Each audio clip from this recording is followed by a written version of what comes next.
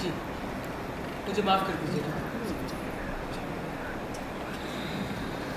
मुझे तो याद भी नहीं कि मैंने भांग के नशे में क्या-क्या बेवकूफ़ी की होगी।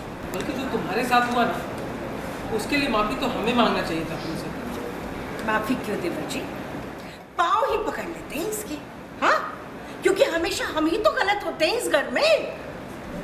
भाभी, जो उसके साथ हुआ है ना, गलत तो वो था। अरे पता नहीं आप क्या क्या करवाएंगे हमसे। इन बुनकरों से माफी मांग ले अब हम। हाँ, पाँव तो पकड़ना पड़ेगा ना भाभी। क्यों पाप करना पड़ेगा? कुछ भी बोले जा रहे। अरे ऐसे कैसे बोल रही है? इस घर में कलेश का कारण आप ही है देवर जी, ऊपर से आपकी ये बहू। ये तीनों आ गए, यहाँ पर देखा, यहाँ पर डोरी खड़ी हुई। मैं बड़ी विनम्रता से आपको एक बात कहना चाहती हूँ।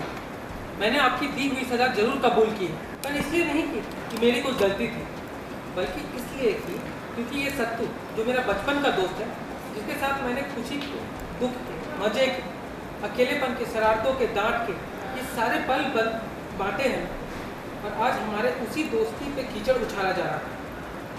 क्यों किया आप लोगों ने ऐसा? एक लड़का और एक लड़की कभी दोस्त नहीं बन सकते।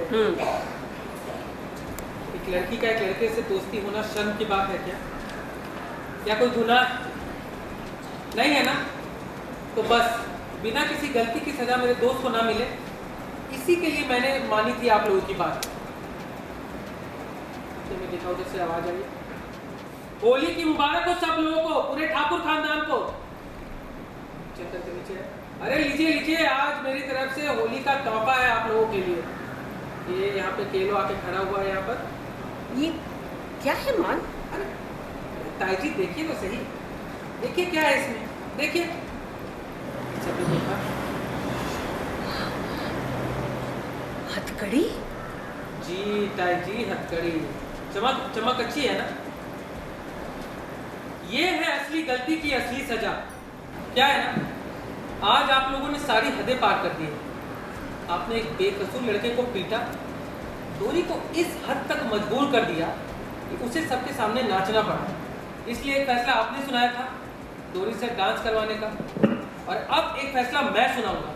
अभी इसी वक्त ठाकुर परिवार की बहू को टॉर्चर करने के जुर्म में मैं एडवोकेट मान ठाकुर, मिसेस अंबिका विजेंद्र ठाकुर उर्फ ताई जी, मैं?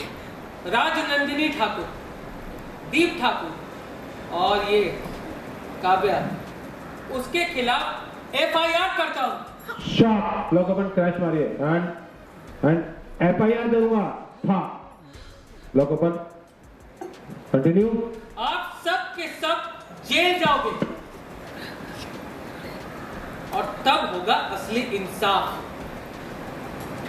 ये देखा, सब लोग शॉक देख रहे हैं, ये देख रहे, क्या समझ नहीं आ रहा है, ये क्या कर दिया इसने? अरे अरे क्या कर रही है तू? वाह बेटा, तो अब तू हमें जेल भेजेगा? वाह! देख, हमने तो वही सच माना जो हमने अपनी आंखों से देखा, ठीक है? और क्या गलत किया हमने? ठाकुर परिवार की बहू, ठाकुर खानदान की बहुएं पराए मर्दों के साथ दोस्ती करते हुए अच्छी नहीं लगती ना।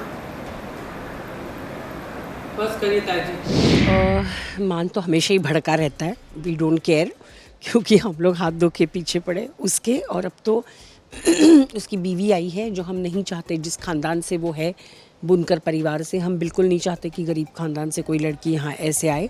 खासकर मैं तो बहुत ही ज़्यादा भड़की हुई हूँ। दादी तो चाहती है कि जो है अच्छी अगर है तो we don't mind, but Ambika बिल्कुल सहन नहीं कर पाएगी ये चीज़, क्योंकि ये लोग बहुत रिच हैं, बहुत ख़ानदानी हैं, वो अपने आप को बहुत मतलब 30 मार खा समझती है।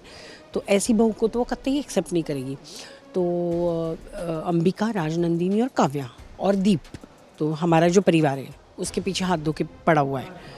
तो इस बार तो होली में बहुत कुछ कांड किया हुआ है हम लोगों ने मिलके, तो आप ज़रूर देखिएगा कि क्या हुआ है जिसकी वजह से मान इतने भड़के हैं।